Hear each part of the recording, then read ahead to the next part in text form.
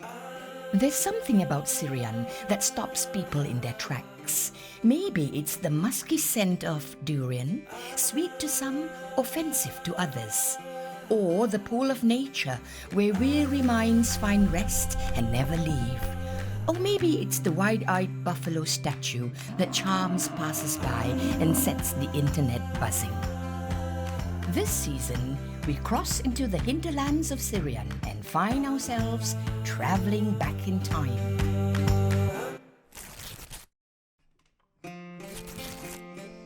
In our previous episode, we ventured into Sire Cave to discover 2,000-year-old cave drawings and a hidden waterfall. We then visited Kampung Peraya, where we witnessed a traditional ritual and experienced communal village life, while savoring classic Badayu dishes along the way. In this episode, we trace bamboo beyond the kitchen and discover the role of this resilient crop in traditional practices and contemporary life. We set out from Kampung Peraya and journeyed through winding roads, roller coasting across the hills. 40 minutes later, we arrived at our destination. This is Kampung Peraya, a village nestled in the foothills of the Serian region.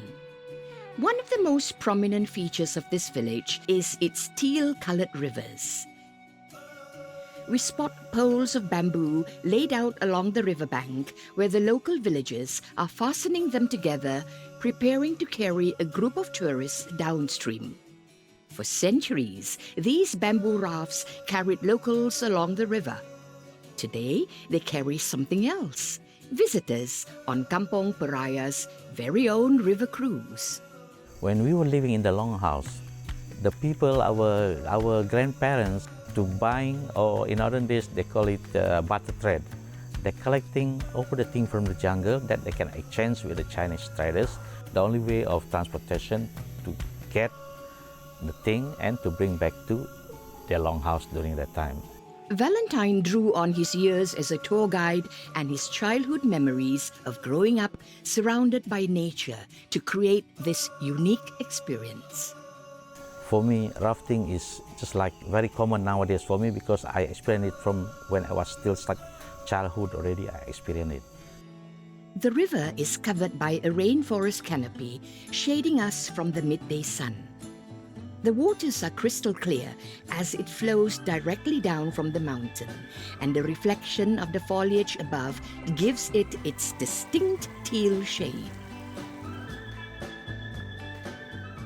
We stop along the way to gather fresh produce for lunch from the forest. Unexpectedly, and to everyone's delight, we come across durians. They are cracked open and shared among everyone on the rafts. Tasting the king of fruits like this truly completes the Borneo experience. Absolutely wonderful. About an hour and a half into the bamboo cruise, we pull over once more. It's lunchtime. Our guides quickly transform into chefs, setting up a kitchen by the riverside. And their cookware? Bamboo. Behind, smoke rises from burning wood as our rafters start a fire for cooking. Vegetables and aromatics are chopped and meats are marinated. One rafter wraps rice in the large leaf of daun isip, which will be placed inside the bamboo to cook. Another guide sets up a station for barbecue. While our guides turned chefs are busy prepping our rainforest gourmet, it's the perfect time for us to enjoy the clear, blue-green waters of the river. Boiling water bubbles at the rims of the bamboo and smoke rises up the trees, a sign that lunch is ready. On the menu, we have barbecued chicken wings, finely chopped dayak eggplant, panso ikan, bamboo cooked fish, manok panso, bamboo shoots, and even our teacups are made of bamboo. Before us is a generous spread, enjoyed in simple, good company, and a reminder of how much the forest can provide.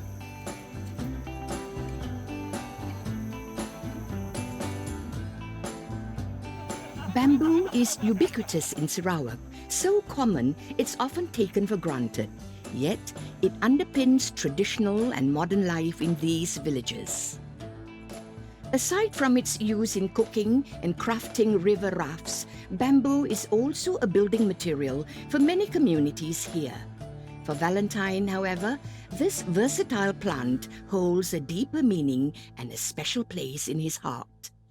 This connection inspired him to recreate the bamboo longhouse of his childhood into a purpose-built homestay. From the day I was born in the longhouse made of bamboo.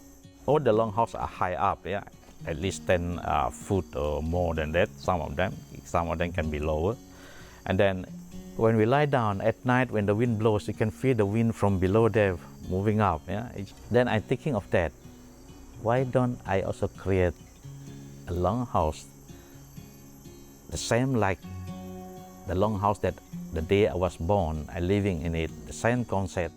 The longhouse also has a touch of modern flair. A series of large spirals lining the ceiling and running the length of this stilted building, giving it a contemporary twist on tradition. When the day I was born, it was a longhouse, not yet a modern house like nowadays. Yeah, we need to play in everything we do. We must learn from our elders to survive in the jungle. I'm very, very happy to be born and grow up in the villages like this. Yeah. Valentine isn't the only one bringing modernity into tradition. Just 40 minutes away, a chef is also blending ancestral wisdom with contemporary cooking, infusing rainforest herbs into his cuisine. We'll find out more after the break. The locals of Kampung Peraya keep tradition alive on the river and in their homes. But in another part of Serian, we meet a chef who honors his heritage in a different way. Inspired by the flavors found in his mother's kitchen, he crafts healthy, organic dishes that celebrate her legacy, blending ancestral wisdom of rainforest herbs with today's recipes. To meet him, we travel 40 minutes back to Serian town, where his family home stands beside a busy road in the heart of a growing neighborhood. And we arrive at our destination. John's cottage is the family home of Cyril Lim, who grew up here. It was named after his father, John, and it has now been here for over 70 years. I actually born in Kuching, but this is my hometown. My mother is from Serian. In fact, my father is migrate from Singapore. For me, I grown up like a Tarzan. I like nature. I like animals, so I really enjoy it. Yeah, I get to know the local people using natural way. They cook using natural way. We go hiking in the jungle. A lot of influence from them. We like to eat their way of cooking. Luckily, he had the best seafood, a master in his mother, whom he learned many skills and knowledge from. I follow my mom. I'm the youngest in the family. So we at home and doing nothing. I learned cooking from my mother in a very early age. Cyril transformed the lawn at John's cottage into a garden lush with edible greens and herbs. The village people, they go into the jungle, they always bring this one. This one can detox snake poison. This is one of our favorite, the Hakka favorite. We always do Lui Cha. One of the ingredients is this one. Cyril Lim takes an unconventional approach in the kitchen. At John's cottage, there is no fixed menu. Instead, each meal is shaped omakase style, guided by the freshest seasonal ingredients available that day. For Cyril, cooking is not about repetition, but responding to what the land provides. The last few days, I prepare some beautiful signature dish. We cook meat or fish with turmeric, kunyit. We put the leaf also, the leaf of the kunyit in. And we put ginger, garlic, red onion. Only after cooking, everything is already masak.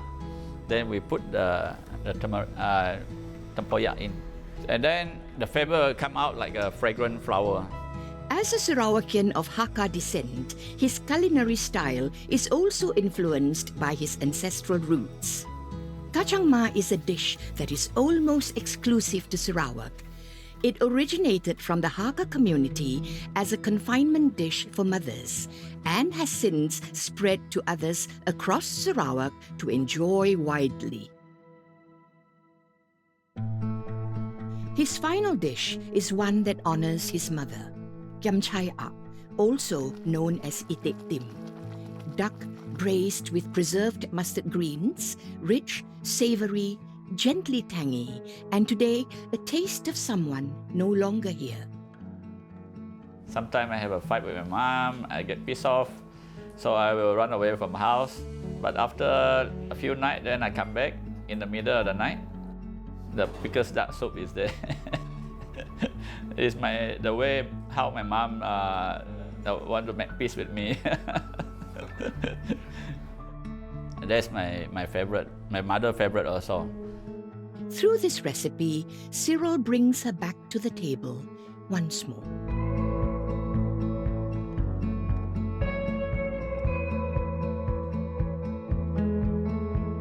In Serian, memory is often carried forward this way, through food, craft, and everyday traditions. Cyril's memories of his childhood and his community's influence have shaped how he approaches his craft and appreciates what nature can provide. Like Valentine before him, Cyril and the locals of Serian hold true to their roots.